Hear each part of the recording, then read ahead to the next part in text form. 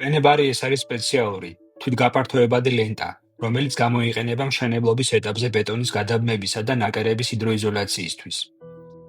მშენებლებმა იციან, რომ ეს ნებისმიერი მონოლითური კონსტრუქციის ყველაზე სუსტი ადგილია.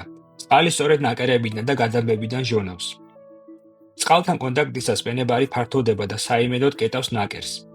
გარდა ამისა, პენებარი გამოიყენება კომუნიკაციის შეყვანის ადგილების ჰერმეტიზაციისთვის. გადავინაცვლოთ სამშენებლო მოედანზე. აქ ახლახანს დაასხეს საძირკვლის ფილა. ახლა შეიძლება კედლების ამოყვანაზე გადასვლა, თუმცა ფილისა და კედლის შეერთების ადგილას წარმოიქმნება ეგრეთ წოდებული ცივი ნაკერი.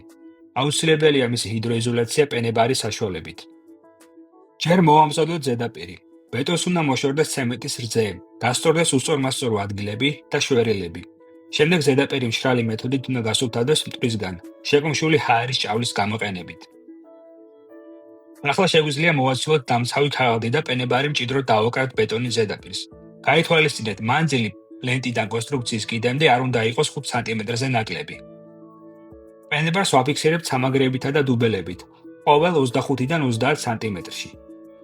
ლენტების გადაბმება ხდება პირდაპირ, ბოლოების 45 გრადუსიანი კუთხით გადაჭრის გზით. აღსანიშნავია, რომ პენებარის მონტაჟი უნდა მოხდეს უშუალოდ ყალიბის დაყენების წინ.